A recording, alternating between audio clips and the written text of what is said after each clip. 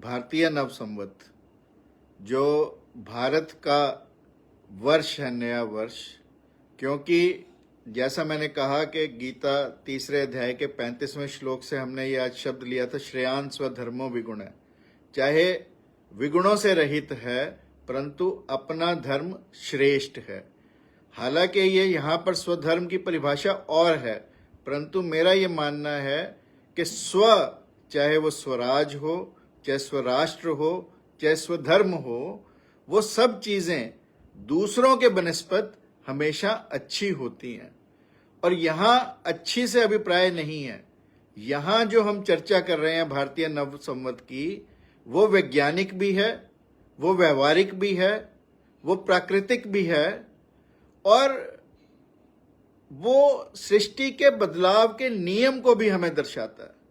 और इसलिए भारतीय नव वर्ष, जिसे हम चाहे काल गणना के रूप में देखें, चाहे ज्योतिष के रूप में देखें, चाहे समय अनुसार देखें, चाहे महीनों अनुसार देखें, चाहे नक्षत्रों की स्थिति के अनुसार देखें, जिस भी ढंग से देखें, तो हमें पूर्ण रूप से तार्किक, पूर्ण रूप से वैज्ञानिक और पूर्ण रूप से व्यवहारिक यदि नव वर्ष देखने को मिलता है तो वो भारतीय नव वर्ष ही है। और ये भारतीय नव वर्ष की परंपरा आदिकाल से है। जब ब्रह्मा जी ने सृष्टि की रचना की, और कहा जाता है कि उसको तो लगभग 2 अरब साल, 1 अरब 96 करोड़ 8 लाख कुछ ऐसे साल, जब ब्रह्मा जी ने सृष्टि की रचना की, और सृष्टि की रचना इसी दिन, प्रतिपदा के दिन, चैत्र शुक्ल प्रतिपदा, यानी पहला दिन चैत्र मास के शुक्ल पक्ष का, उस दिन सूर्योदय के साथ ब्रह्मा जी ने सृष्टि की रचना की। और ये नव संवत इस बात का द्योतक है। और समय के आते आते हमने विक्रमी संवत और शक संवत को अपनाया। विक्रमी संवत राजा विक्रमादित्य ने, जब भारत में हूणों और शकों, इनका राज था, इनका बोलबाला था, और भारतीयों का स्वाभिमान कहीं रसातल में चला गया था, भारतीय अपना आत्मविश्वास खो चुके थे, तब एक राजा खड़ा होता है जिसका नाम राजा विक्रमादित्य है। और वो उसी नगरी से खड़ा होता है, अवंतिका यानी उज्जैन, यानी महाकाल की नगरी, जहां से महाकाल यानी काल का जो देवता है, काल जहां से शुरू होता है, उस महाकाल का जन्म दिवस भी, महाकाल की नगरी का जन्म दिवस भी इसी नव संवत से, और उसी राजा जिसको हम विक्रमादित्य के नाम से जानते हैं, जिसको पाला भी कुम्हारों के घर में गया था, और जिसने, कहते हैं कि मिट्टी के पुतलों की सेना बनाई और फिर उसमें प्राण फूके। यानी अगर हम इसे व्यवहारिक ढंग से देखें तो मिट्टी के पुतलों में प्राण फूकने का मतलब कि उस समय जो भारतीयों का मनोबल था वो बिल्कुल मिट्टी हुआ पड़ा था, मिट्टी के मादो हम हुए पड़े थे। हम अपना आत्मबल, अपना स्वाभिमान, अपना आत्मविश्वास सब खो चुके थे। तब राजा विक्रमादित्य ने उस सोई हुई भारतीय जनता के अंदर प्राण फूके और भारत से हूणों और शकों को दूर भगाया, और तब वो चक्रवर्ती सम्राट बना। उस राजा विक्रमादित्य ने विक्रमी संवत की शुरुआत की, जो ईसा से लगभग 57 वर्ष पूर्व की गई। ईसा जैसे अब 2024 है, तो विक्रमी संवत आप 57 इसमें ऐड कर देंगे तो वो विक्रमी संवत हो जाता है। यानी राजा विक्रमादित्य ने ईसा से 57 वर्ष पूर्व विक्रमी संवत का आरंभ किया। और ये राजा विक्रमादित्य वही है जिसकी कहानियां हम विक्रम और बेताल, जिसका सिंहासन बतीसी की कहानियां हम सब लोग पढ़ते हैं। और सिंहासन बतीसी के बारे में तो कहते हैं कि चरावाहा भी उस स्थान पर जहां पर सिंहासन बतीसी था बैठ जाता तो वो न्याय की बातें करने लगता। और कहते हैं कि राजा भोज ने जब एक दिन देखा कि एक गडरिया न्याय दे रहा है एक पहाड़ पर चढ़कर, तो उस पहाड़ की खुदाई कराई गई, उसमें से एक सिंहासन निकला जिसकी रक्षक 32 पुतलियां थी, और फिर 32 कहानियां प्रत्येक पुतली की हैं। और फिर वो बतीसी जो सिंहासन था, उस सिंहासन को राजा भोज अपने दरबार में लाए, और राजा भोज भी न्याय प्रिय बने। तो आप सोच सकते हैं कि राजा विक्रमादित्य कितने न्याय प्रिय थे। तो ये विक्रमी संवत हमें न्यायपूर्ण जीवन जीने की कला भी सिखाता है। दूसरी बात, राजा विक्रमादित्य के समय में ही बेताल की 25 कहानियां हम पढ़ते हैं, और 25वीं कहानी, हर कहानी में बेताल तो पेड़ पर वापस चला जाता है और विक्रमादित्य उसकी मुक्ति नहीं करा सकता, क्योंकि बेताल की शर्त ये थी कि विक्रमादित्य यदि जवाब देता है तो बेताल वापस चला जाएगा, और यदि विक्रमादित्य को जवाब पता और जवाब नहीं देता तो इसके सिर के टुकड़े हो जाएंगे, और यदि विक्रमादित्य को जवाब नहीं आता तो बेताल विक्रमादित्य के साथ चला जाएगा। तो जो 25वीं कहानी थी जिस पर बेताल साथ में गया, वो कहानी ये थी कि एक राजा था, उसका राजकुमार था, उन्होंने किसी दूसरे देश पर चढ़ाई की तो उन्हें वहां पर एक राजकुमारी और रानी मिली। अब राजा ने तो राजकुमारी से ब्याह किया दूसरे देश की, और राजकुमार ने उस देश की रानी से ब्याह किया। अब बेताल पूछता है कि उनका लड़का हुआ, उसकी लड़की हुई, तो दोनों का रिश्ता बताओ। तो विक्रमादित्य को इस रिश्ते का पता नहीं था, वो निरुत्तर हो गया, और बेताल की मुक्ति जो है वो राजा विक्रमादित्य के माध्यम से हुई। राजा विक्रमादित्य एक चक्रवर्ती सम्राट, एक न्यायप्रिय सम्राट, एक प्रजा का पालक सम्राट, एक ऐसा सम्राट जिसने भारत का पुनर्जागरण किया, और उनके नाम से विक्रमी संवत का आरंभ हुआ, और उनके बाद एक और संवत का आरंभ हुआ जो शक संवत है, जो ईसा के 78 वर्ष बाद हुआ। तो जो भी अब सन चलेगा उसमें से यदि हम 78 माइनस करेंगे तो वो शक संवत आ जाएगा, यानी 57 ऐड करेंगे तो विक्रमी संवत, और 78 माइनस करेंगे तो वो शक संवत। और ये संवत है ही, जैसा महाराज जी ने कहा, तमोगुण से सतोगुण की यात्रा है ये संवत, नकारात्मकता से सकारात्मकता की यात्रा है ये संवत। क्योंकि सर्दियों का मौसम है, हमारे अंदर का तमस बढ़ा है, हमारे अंदर का रजस बढ़ा है, और जैसे ही चैत्र आता है, चैत्र का माह आता है, वसंत शुरू होता है, और फिर लोगों की खिलखिलाहट, पेड़ पौधों पर खिलखिलाहट, प्रकृति अपने पूरे यौवन पर होती है। उस समय जब भारतीय नववर्ष आता है तो वो हमें सतोगुण की याद कराता है, हमें सकारात्मकता की याद कराता है, हमें उत्साह से भर देता है, उल्लास से भर देता है, उमंग से भर देता है। और न केवल सृष्टि में बदलाव आता है, हमारे अंदर भी बदलाव हम महसूस करते हैं, जो बदलाव हम 31 दिसंबर और 1 जनवरी के समय में नहीं करते। और यदि हम देखें तो पहले जो ग्रेगोरियन कैलेंडर हम फॉलो करते हैं उसमें there were only 10 months, and if you go by the days, Monday first is Sunday, sun Surya, Monday moon, Tuesday Mangal, Wednesday Budh, Thursday Guru, Friday Shukra, और सैटरडे शनि। यानी जब हम याद भी करते हैं ब्रह्मा मुरारी त्रिपुरांतकारी भानु शशि बुद्ध सुतश्च, आगे उसका वो आता है, उसका पूरा का पूरा इसमें जो सारे ग्रहों के नाम आते हैं, तो वो नवग्रह जो हैं उनमें से राहु और केतु को ना गिन के 7 ग्रहों के नाम पे 7 दिनों की रचना, 7 दिनों का सप्ताह भारतीय सप्ताह है। फिर उसके बाद 2 सप्ताह मिलाकर एक पक्ष मिला, और 2 पक्षों से एक मास बना, यानी 14 दिन का एक पक्ष, 14 दिन का दूसरा पक्ष, और 28 दिन का पूरा महीना बना। और इस 28 दिन के पूरे महीने से 12 महीने जो 12 नक्षत्रों पर आधारित हैं, उन महीनों की रचना की गई। और जैसे चैत्र माह है तो चित्रा नक्षत्र जिस माह में पूरे यौवन पर हो तो वो चैत्र मास कहलाता है। इस तरीके से सभी जितने भी महीने हैं वो किसी न किसी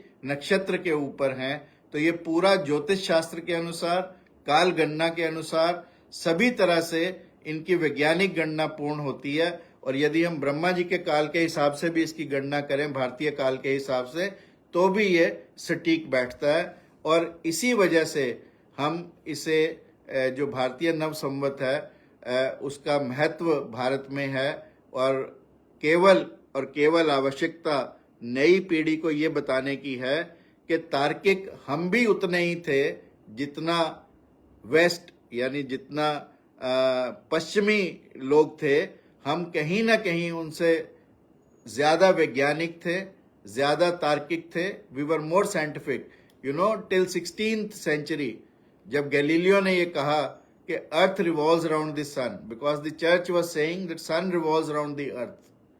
Now Galileo was called for this, he was punished for this, for saying that the earth revolves around the sun. And in the end, he died also but before dying he said that the rule is not going to change. Even if you punish me and even if I ask for mercy, with that mercy, the sun is not going to revolve around the earth. So he said, earth revolves around the sun. So they came to know of it only in 16th century, while ages ago we knew कि चंद्रमा पृथ्वी के चक्कर लगाता है, पृथ्वी सूर्य के चक्कर लगाती है, और उसी के अनुसार हमने जो चंद्र महीने थे उनकी खोज की, उनको अपने जीवन में ढाला. क्योंकि एक तरफ चंद्रमा चढ़ता है 14 दिन शुक्ल पक्ष, फिर चंद्रमा डाउन जाता है कृष्ण पक्ष, 28 दिन में चंद्रमा का पूर्ण चक्कर होता है, और हम अकॉर्डिंगली महीना उसके अकॉर्डिंगली बताते हैं, और उसी के अकॉर्डिंगली तिथियां हमारे जीवन में आती हैं. इसके अलावा जो प्रतिपदा का महत्व है, अनेक, जैसे राम का राज्याभिषेक प्रतिपदा के दिन हुआ, युधिष्ठिर का राज्याभिषेक चैत्र प्रतिपदा पर हुआ, राम ने बाली का वध चैत्र प्रतिपदा पर किया. वही बाली और सुग्रीव जो दोनों भाई थे, जो बिना गर्भ की संतान थे. बाली, जैसा कि आप जानते हैं, ऋक्षराज तपस्या कर रहे थे, ऊपर से इंद्र जा रहे थे, तो इंद्र का तेज गिरा उनके बालों पर तो बाली हुआ, दूसरा तेज जिह्वा पर गिरा तो सुग्रीव हुआ.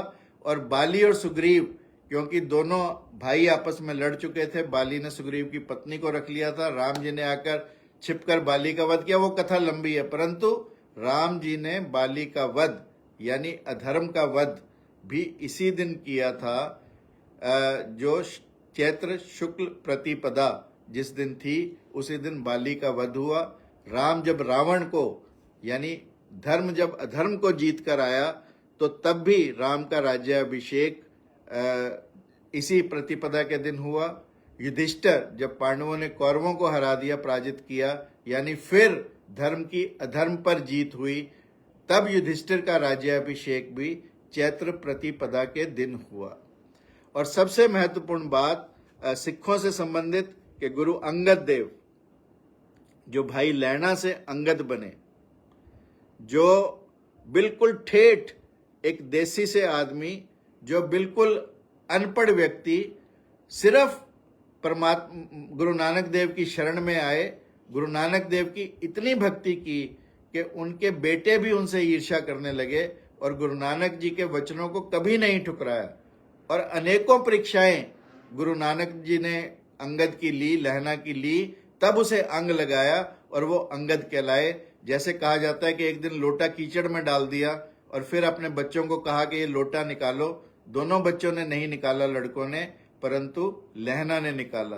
ऐसे ही एक दिन चबूतरा बनाने के लिए कहा, चबूतरा बार बार बनवाया, 1 बार 2 बार 3 बार 4 बार, वो गिराते गए गुरुजी किसी ना किसी बात को कहकर, परंतु लहना ने एक बार भी उफ नहीं की, बार बार चबूतरे बनाता गया. ऐसा भक्ति भाव से परिपूर्ण लहना. और जैसे किसी दिन लंगर के लिए कोई मिठाई नहीं बची, तो गुरु नानक देव ने कहा कि कीकर सामने है, इसको झड़काओ, मिठाइयां गिरेंगी. तो बच्चों ने कहा हमारा बाप पागल हो गया कि आप कीकर के पेड़ से मिठाई गिरेंगी, परंतु लहना को विश्वास था. इसलिए ये दिन श्रद्धा, विश्वास और भक्ति का भी प्रतीक है. लहना को यह विश्वास था कि यदि गुरु ने कहा है तो ऐसा होगा. लहना कीकर के पेड़ पर चढ़ा और जब जाकर उसे झाड़ा तो मिठाइयां ही नीचे गिरी, ऐसा कहा जाता है. यानी तमोगुण से भी सतोगुण, जहां पर सिर्फ कांटे हैं, वहां से भी मिठाई निकालने इसी प्रतिपदा के दिन संभव हो पाया था. सिंध क्षेत्र के बहुत बड़े सिद्ध झूलेलाल, जिनका हम पढ़ते हैं, झूलेलाल जो गाना चलता है, मस्त कलंदर, शहबाज कलंदर, अलीदा पहला नंबर, तो वो झूलेलाल का जो गाना है, वो झूलेलाल जो सिंध में थे और जिन्होंने मिल्क के आक्रमण से, मिल्क जो हिंदुओं को मुसलमान बना रहा था, उसके आतंक के खिलाफ खड़े हुए और पुनः हिंदू मुस्लिम एकता के प्रतीक बने और जिन्हें सिंधी लोग इस दिन पूजते हैं। और इसीलिए ये झूलेलाल दिवस चेटी चंद भी इसे कहते हैं, यानी चेती चंद यानी चेती का चंद्रमा, चेत मास का चंद्रमा जिस दिन अपना दिखाई देता है पहला, उस दिन को चेती चंड यानी झूलेलाल के जन्म के साथ भी जोड़कर इस दिन को देखा जाता है। और जैसे गुड़ी पर्व का कहा, वैसे तो मनोरमा जी ज्यादा अच्छा बताएंगी, परंतु मेरा कहने का मतलब यह है कि जो महाराष्ट्र में लोग घरों के ऊपर गुड़ी टांगते हैं, यानी वो भी सकारात्मकता का प्रतीक है, वो भी उल्लास का प्रतीक है, वो भी जीत का प्रतीक है। यानी जब हम जीत का ध्वज आरोहण करते हैं, ऐसे ही गुड़ी पर्व मनाया जाता है महाराष्ट्र में। कश्मीर में नवरोज के नाम से हम इसे जानते हैं, असम में बेहू के नाम से जानते हैं, आंध्र में उगादी युगादी के नाम से जानते हैं। यानी डिफरेंट स्टेट्स में डिफरेंट नामों से इसे जानते हैं। और जैसे पंजाब में अब बैसाखी आएगी तो वो भी इसी के साथ जुड़ जाता है। यानी अनेकों त्योहारों का मिश्रण इस प्रतिपदा के साथ जुड़ा है। अनेक राज्य भिन्न ढंग से इसे मनाते हैं। और कश्मीर का तो जो बेहू है, कहते हैं उस दिन वहां का पंचांग, कश्मीर का पंचांग तो सबसे पुराना पंचांग माना जाता है और वहां का संवत भी सबसे पुराना संवत माना जाता है, कश्मीरी हिंदुओं द्वारा जो चलाया जाता है। और वो लोग भी अपना नया पंचांग, कश्मीरी पंडित भी इस बार विचार मंथन करके एक जगह कश्मीर में, श्रीनगर में, वहां पर वो लोग मनाने जा रहे हैं। फिर राष्ट्रीय स्वयंसेवक संघ के आद्य सरसंघचालक डॉक्टर बलीराम हेगडेवार का जन्म दिवस भी इसी सूर्योदय के साथ हुआ था। दुनिया का लार्जेस्ट एक सोशल ऑर्गेनाइजेशन, एक कल्चरल ऑर्गेनाइजेशन, एक सेवा का ऑर्गेनाइजेशन, ऐसे राष्ट्रीय स्वयंसेवक संघ के जो आद्य सरसंघचालक यानी जो सबसे पहले सरसंघचालक थे, जो हेड थे, उनका जन्म दिवस भी इसी प्रतिपदा के दिन आता है। और ये वही डॉक्टर हेडगेवर है जिन्होंने जब रानी विक्टोरिया के 60वें जन्मदिन के लड्डू स्कूल में बांटे जा रहे थे तो उसका विरोध किया। और जैसे जैसे जो अंग्रेज क्लासों में गए तो इंस्टेड के क्वीन की जय बोलने के वंदे मातरम उन्होंने बोला। और भले ही कितनी यातनाएं सही, परंतु देश में एक हिंदुत्व की भावना को जगाया, देश में इस प्रतिपदा की भावना को जगाया। ऐसे राष्ट्रीय स्वयंसेवक संघ के सरसंघचालक जी का जन्म दिवस भी इसी दिन मनाया जाता है। और सबसे महत्वपूर्ण, नवरात्रों की शुरुआत, 9 देवियों के पूजन की शुरुआत इसी प्रतिपदा के दिन होती है। जैसा महाराज जी कह रहे थे कि उस दिन लोग अपनी जो बीज करते हैं अपने घरों में, जो सुबह मुहूर्त का पूजा करते हैं, सुबह यज्ञ करते हैं और फिर देवी को स्थापित करते हैं। ऐसे सब कार्य, अनेक तरह के कार्य, ऐसे कर्म भी लोग करते हैं। और नव दुर्गा का जो त्योहार है, चैत्र जो नवरात्रे आते हैं, उनमें पहली जैसे शैलपुत्री, पहली शैलपुत्री कहलावे, दूसरी ब्रह्मचारिणी मन भावे, तीसरी चंद्र घंटा शुभ नाम, चौथी कुष्मंडा सुखधाम, 5वीं देवी स्कंद माता, छठी कात्यायनी विख्याता, 7वीं कालरात्रि कहलावे, 8वीं महागौरी जग जावे, 9वीं सिद्धात्री कहलावे, नव दुर्गा के नाम बखावे। ये 9 दुर्गाएं अलग अलग काम, अलग अलग उनके चक्र हमारे शरीर को जो प्रभावित करते हैं। जैसे पहली शैलपुत्री यानी जड़, वो जड़ हमारा मूल आधार है। जैसे महाराज जी ने कहा 5 तत्वों से हम बने, वो जड़ हमारा मूल आधार चक्र को, यानी शैलपुत्री माँ हमारे मूल आधार चक्र को करती है। और ऐसे चलते चलते सिद्धात्री यानी हमारे आज्ञा चक्र तक, ये सारे चक्र 9 दिनों की तपस्या, 9 दिनों के यज्ञ, 9 दिनों का हमारा ऊर्जा का अवरोहण, यानी नीचे जाने से अधोगमन की बजाय ऊर्ध्वगमन ऊर्जा का हमारे शरीर में इन 9 नवरात्रों में होता है। और ये पूरा साइंटिफिक है, यानी लोग करने का प्रयास करें तो कर सकते हैं, परंतु करना थोड़ा मुश्किल है। परंतु स्टिल जैसे हमारे बॉडी के चक्र है, प्रत्येक माँ, प्रत्येक दुर्गा का स्वरूप हमारे जीवन के, हमारे शरीर के अलग अलग चक्रों को प्रभावित करता है। और 9 जो नवरात्रे हैं, दे आर प्रेपरेशन। इनफैक्ट 2 बार आते हैं नवरात्रे, दोनों हमें, जैसे यहाँ पर सर्दी से गर्मी का ट्रांसफर, आगे जब आएंगे अश्विन में तो सर्दी गर्मी से सर्दी का जो ट्रांसफर हमारा है, जो हमारा एक किस्म से हम जब एक ऋतु से दूसरी ऋतु की तरफ अपने शरीर को ले जाना चाहते हैं तो अपने शरीर का जो प्रेपरेशन है कि हम सर्दी में जो तम हमारे अंदर बढ़ गया था और गर्मी के लिए उस तम को थोड़ा कम करने के लिए हम नवरात्रों में अपना जो पूजन करते हैं, व्रतों की जो प्रथा है वो पूरी साइंटिफिक प्रथा है और उससे हम अपने शरीर को ऊर्जा से पुनः भर सकते हैं ताकि हम आने वाली ऋतु को, आने वाली गर्मी को या आने वाली सर्दी को तब फेस कर सके। इसलिए ये हमारे लिए एक ट्रांसग्रेशन का, यानी एक किस्म से हमारे को इंटरचेंज करना है एक ऋतु से दूसरी ऋतु में, तो हमारे लिए प्रेपरेशन का, हमारे लिए तैयारी का एक समय भी इन्हीं दिनों में शुरू होता है और वो दिन भी प्रतिपदा से शुरू होता है। एक और महत्वपूर्ण घटना, गौतम ऋषि, आपने अहिल्या की कहानी सुनी। भगवान राम ने सिर्फ अपने पांव का अंगूठा लगाया और पत्थर की अहिल्या को सजीव कर दिया, ऐसा हम पढ़ते हैं। अहिल्या गौतम ऋषि की पत्नी थी। गौतम ऋषि वही हैं जिन्होंने न्याय शास्त्र की रचना की।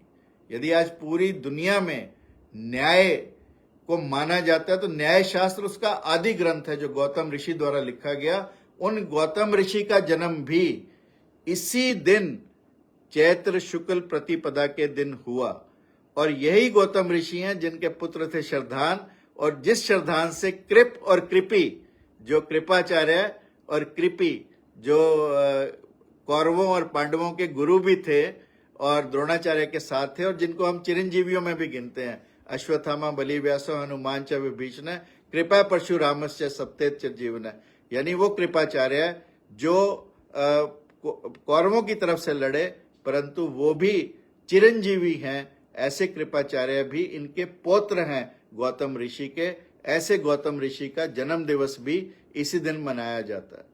और सृष्टि की संरचना तो ऐसा ब्रह्म पुराण कहता है कि इसी दिन की गई थी। और इस ब्रह्म पुराण के अनुसार जो सृष्टि की रचना ब्रह्मा जी ने, जब उन्हें लगा कि सृष्टि, जैसा महाराज जी ने कहा, सनत सनंदन सनत कुमार से नहीं चलेगी क्योंकि वो सतोगुणी है, तो तब उन्होंने मनु को पैदा किया और मनु के साथ शत्रुपा को पैदा किया। और इसलिए मनु और शत्रुपा से मिलकर, जैसे आपके वहां Adam and Eve, similarly Manu and Shatrupa के मिलन से ये सृष्टि की शुरुआत हुई, क्योंकि वो दोनों ब्रह्मा जी की केवल कल्पना मात्र से पैदा हुए।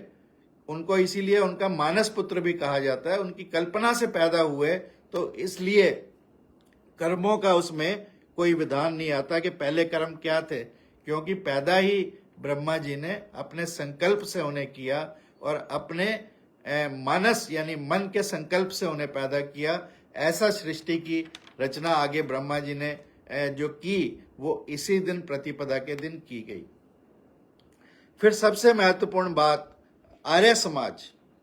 स्वामी दयानंद सरस्वती, हालांकि इस पर दो मत हैं, एक कहते हैं पंचमी को की चैत्र शुक्ल की, एक लोग चैत्र शुक्ल प्रतिपदा में मानते हैं ज्यादातर लोग कि आर्य समाज की स्थापना स्वामी दयानंद ने चैत्र शुक्ल प्रतिपदा के दिन की गई। और यदि कोई मुझे कहे कि स्वामी दयानंद से तुम क्या एक चीज सीखते हो, तो मैं कहूंगा क्षमा का भाव।